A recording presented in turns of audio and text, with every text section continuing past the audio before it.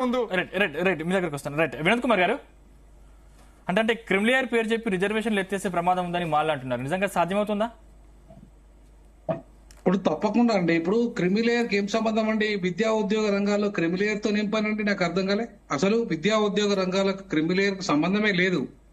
అది రాజ్యాంగ నిర్మాణ సభ ఒప్పుకోలేదు. క్రిమిలేయర్ విద్యా ఉద్యోగ రంగాల్లో పెట్టాలనే చర్చలో రాజ్యాంగ నిర్మాణ సభ ఒప్పుకోనప్పుడు వీళ్ళెవరు లేవనెత్తడానికి సుప్రీంకోర్టు ఎవరండి? అసలు ఎస్సీ ఎస్టీలకు క్రిమిలేయర్ వర్తించదని చెప్పేసి రాజ్యాంగ నిర్మాణ సభ చెప్పింది. చింద్రసాని కేసులో చాలా స్పష్టంగా 9 మంది జడ్జిలు చెప్పిండ్రు. వీళ్ళెవరు చెప్పడానికి క్రిమిలేయర్ పెట్టాలని చెప్పేసి చెప్పడానికి? వీళ్ళెవరు? నాకు అర్థం కాలే. వీళ్ళకి ఏం అధికారం ఉంది? సుప్రీంకోర్టు ఆకాశంకి వెళ్ళి ఊడిపడదండి.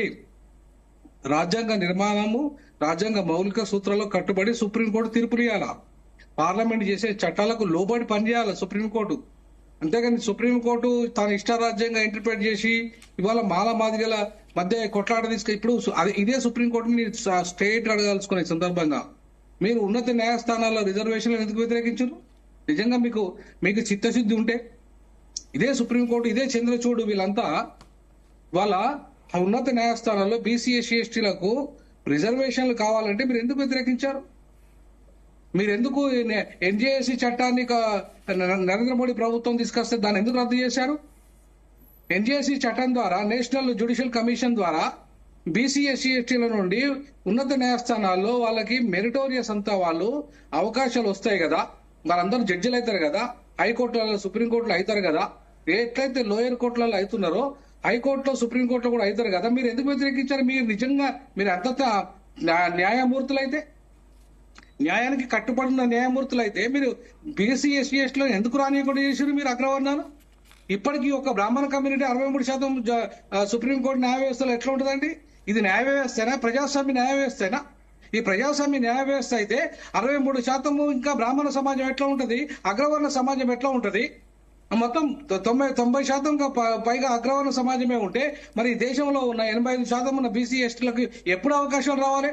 75 సంవత్సరాల రాజ్యాంగం తర్వాత కూడా ఇప్పటికి కూడా ఒక ఎస్టీ లేడు. ఇంతవరకు ఒక ఎస్టీ కూడా సుప్రీంకోర్టులో ఎంటర్ కాలే. మరి ఇది ఈ రాజ్యాంగంలో ప్రజాస్వామ్యం ఉన్నట్ట? న్యాయ వ్యవస్థలో ప్రజాస్వామ్యం ఉంటే అన్ని వర్గాలకు ప్రాతినిధ్యం వహించాలి కదా. మరి మీ దగ్గరే న్యాయం నువ్వు రాణిస్తలేవు. ఇవాళ వచ్చి హోమోజీనియస్ కాదు, ఎవరి హోమోజీనియస్ కాదు, అంటరాని కులాలన్నీ హోమోజీనియసే. అంటరాని కులాలు హోమోజీనియసే. అంబేద్కర్ చెప్పారు, బాబాసాహెబ్ అంబేద్కర్ చెప్పారు. ఇవాళ మేము ఖచ్చితంగా 341లో ఎందుకు షెడ్యూల్ పెట్టారు? 1261 కులాలను ఒక్క షెడ్యూల్లో ఎందుకు చేర్చారంటే ఇవన్నీ కూడా అంటరానితనాన్ని అనుభవిస్తున్నాయి కాబట్టి. ఈ షెడ్యూల్లో ఉన్న కులాలన్నీ అంటరానితనాన్ని అనుభవించినప్పుడు ఖచ్చితంగా మాలలుగా ఇవాళ చాలా స్పష్టంగా చెప్తున్నాను నేను ఈ సందర్భంగా. అసలు మాలలు బెనిఫిట్ కావడానికి, మాదిగలు అంటే వాళ్ళు మాలలు అభివృద్ధి చెందడానికి లేదంటే అవకాశాలు పొందడానికి కారణాలు వేరు. ఆంధ్రాలో బ్రిటిష్ ప్రభుత్వం ఉంది, ఆంధ్రాలో ఇంగ్లీష్ ఎడ్యుకేషన్ ఉంది, ఆంధ్రాలో క్రైస్తవ మిషనరీలు ఉన్నాయి. వాళ్ళంతా దళితులు హిందూ మతంలో అంటరానితనాన్ని పాటించిన కారణంగా, హిందూ దేవాలయాలకు రానియని కారణంగా, హిందూ విద్యాలయాలకు రానియ కారణంగా ఇవాళ ఏ క్రైస్తవ సమాజం అయితే, ఏ చర్చి అయితే వాళ్ళని రమ్మన్నదో, ఏ చర్చిలకు వాళ్ళు పోయినరో, వాళ్ళ మతం మార్చుకున్నారో, ఆ మతం మార్చుకున్న దళితులు వాళ్ళకి అవకాశాలు పొంది ఇవాళ రిజర్వేషన్లు పొంది అవకాశాలు పొంది ఆ రిజర్వేషన్ల ద్వారా ఇలా ఉన్నత చదువులు చదివి ఐఏఎస్లుగా ఐపీఎస్లుగా అయినరు. మరి అదే తెలంగాణలో ఎందుకు కాలేదండి? తెలంగాణలో ఎందుకు కాలేదు? తెలంగాణలో ఈ రోజు వరకు కూడా తెలంగాణ రాష్ట్రం ఏర్పడ్డ 11 సంవత్సరాల తర్వాత కూడా డైరెక్ట్ ఐఏఎస్ ఐపీఎస్ అయిన వాళ్ళ మాదిగలు ఎంతమంది అండి? ఎందుకు లేరండి? ఇక్కడ నిజాం ప్రభుత్వంలో ఉర్దూ మీడియం ఉంది, ఇక్కడ బ్రిటిష్ ఎడ్యుకేషన్ లేదు, క్రైస్తవ మిషనరీ లేవు. ఇక్కడ ఒక 100 ఏళ్ళు వెనకబడ్డారు అక్కడ ఆంధ్ర దళితుల కంటే కూడా. ఇలా తెలంగాణ దళితుల అవకాశాలను కొట్టేసింది ఆంధ్ర మాదిగలు కాదా? ఉపకులాలు కాదా? ఎవరండి ఈ కాకిమాదారు? ఎవరండి బొజ్జ తారకం కొడుకు బొజ్జ రాహులు? ఎవరండి దానకిషోరు? ఇప్పటికీ గవర్నమెంట్ లో ఉన్నారు వాళ్ళంతా. ఎవరండి వీళ్ళంతా? ఎక్కడోళ్ళండి వీళ్ళంతా? మా తెలంగాణలో మాకు రావాల్సిన అవకాశాలు కొట్టేసింది ఆంధ్ర మాదిగలు కాదా? ఉపకులాలు కాదా? ఇవాళ ఈ తెలంగాణ సమాజంలో మాకు రావాల్సిన వాటాను కొట్టేసిన మీరు ఇవాళ మాట్లాడుతున్నారు సన్నయ్య రొక్కులు. ఈ మందకృష్ణ మాదిగా తెలంగాణ వాడు కొట్లాడింది ఆంధ్రుల కోసం. ఇప్పటిదాకా 30 ఏళ్లుగా దోచిపెట్టింది ఆంధ్రుల కోసం. ఈ చెన్నయ్య తెలంగాణ వాడు ఇవాళ ఆంధ్ర మాలలకే దోచిపెడతాడు ఆయన. ఆయన ఉద్యమం ఆయన ఉపయోగపడుతుందంతా ఆంధ్ర మాలలకు ఉపయోగపడుతుంది ఆయనకు. ఇప్పటికీ అవకాశాలు కొట్టేస్తున్నది వాళ్ళైతే ఇవాళ శాస్త్రీయంగా విభజన జరగాల్సింది ఎక్కడ? ఆంధ్ర మాదిగల మధ్య శాస్త్రీయ విభజన జరగాల. ఇవాళ మన సపరేట్ రాష్ట్రం వచ్చేసింది. సపరేట్ రాష్ట్రం వచ్చిన తర్వాత మన జనాభా ఆధారంగా మనకు ఏవైతే ఉన్నాయో రిజర్వేషన్లు రావాలి, అక్కడ జనాభా ఆధారంగా రావాలి. అంతేగాని ఉమ్మడి ఆంధ్రప్రదేశ్ లో ఉన్న చట్ట ప్రకారంగానే 7%, 6% డిజైన్ చేసే అధికారం ఎక్కడదండి వాళ్ళకు? ఇవాళ అదే 12% ఉన్న మాదిగలకు 6% అవకాశం ఇస్తే, ఇక్కడ 7% అవకాశం ఇస్తే మరి 5% నష్టం జరగదా? అక్కడ 12% ఉన్న మాలలకు 6% ఇస్తే 6% నష్టం మాలలకు జరగదా అక్కడ? ఇది ఏ శాస్త్రీయమైన పద్ధతి? ఉషా మెహ్రా కమిషన్ తప్పుడు రిపోర్టు, అట్లాగే జస్టిస్ రామచంద్రరావు కమిషన్ తప్పుడు రిపోర్టు. ఇది ఉమ్మడి ఆంధ్రప్రదేశ్ జనాభాలో తప్పుడు రిపోర్టే, ఇప్పుడు తప్పుడు రిపోర్టే. కాబట్టి రాష్ట్రాలు విడిపోయినాయి, జిల్లాను యూనిటీగా చేసుకొని ఆ జిల్లాల్లో ఉన్న జనాభా ఆధారంగా జోనల్ సిస్టమ్ లో ఈ వర్గీకరణ అంశాన్ని విద్యా ఉద్యోగ రంగంగా చేర్చితే ఇది శాశ్వతంగా పరిష్కారం అవుతుంది. దీనికి పార్లమెంట్ తో సంబంధం లేదు, దీనికి 341 తో సంబంధం లేదు, పార్లమెంట్ లో చట్టంతో సంబంధం లేదు, ఇవాళ 341 సవరణతో సంబంధం లేదు. అనవసరంగా ఈ ఇష్యూను మాదిగ నాయకులు ఇద్దరు కలిసి దుర్మార్గంగా ఆ పార్టీలకు అమ్ముడు పోకుండా వాళ్ళను మాదిగ రేపి ఇవాళ కొట్లాడుకునే విధంగా చేసింది. ఇది ఉద్యమం, మాదిగ ఉద్యమం. అంతేగాని వీళ్ళకి సమస్య పరిష్కారం కావడం ఇష్టం లేదు, అగ్రవర్ణ పార్టీలకు కూడా ఈ సమస్య పరిష్కారం కావడం ఇష్టం లేదు. రైట్ కామ్లే గారు ఏం చెప్తారు? నిజంగా గాలి వినోద్ కుమార్ గారు మాట్లాడింది విన్నారు, ఏం చెప్తారు? కామ్లే గారు అన్మ్యూట్ చేసి మాట్లాడరా? కామ్లే గారు అన్మ్యూట్ చేసి మాట్లాడరా?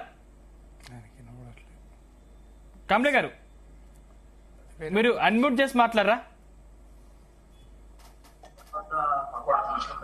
అన్నా కామ్లే అన్న అన్మ్యూట్ చేయన్నా.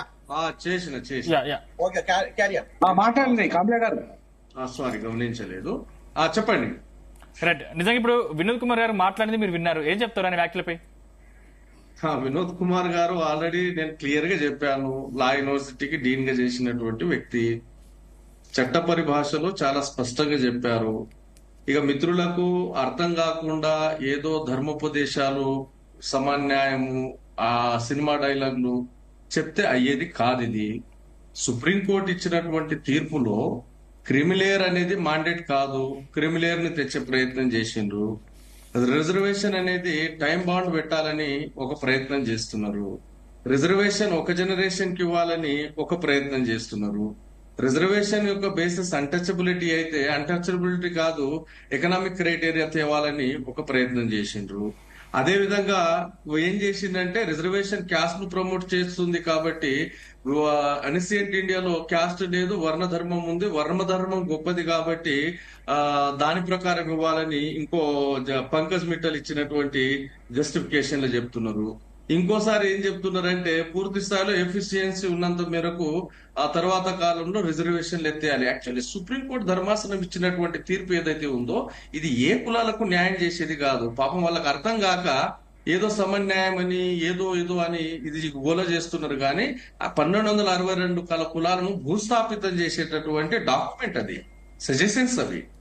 అది అర్థం కాకుండా దాన్ని పూర్తి స్థాయిలో చదవకుండా వాళ్ళు మాట్లాడుతున్నారు. ఇప్పుడు మిత్రుడు ఐ థింక్ జయరాజ్ గారు అనుకుంటా నా మీద తిండిపోతులు అవుతామని. నేను తిండిపోతు అనేది వ్యక్తిని లేదా సమాజాన్ని, కులాన్ని అనలేదు. సమానంగా పంచడానికి ఇది మాంసపు ముద్దల వాట కాదు. సమన్యాయం జరగాలని మీరు డైలాగులు కొట్టడం చేత కాదు. చట్టాలు రాజ్యాంగ ప్రక్రియ ప్రకారం రాజ్యాంగ పరిధిలో జరుగుతాయి. 341 మీద కాన్స్టిట్యూంట్ అసెంబ్లీ డిబేట్స్ లో బాబాసాహెబ్ అంబేద్కర్ గారు చాలా స్పష్టంగా 341 కు సవరణ చేసే అధికారం రాష్ట్రాలకు ఇచ్చినట్లయితే ఆయా రాజకీయ పార్టీలు ఆయా కులాల బెనిఫిట్ కొరకు లేదా వాళ్ళ ఓటు లాబీ కొరకు 341 ను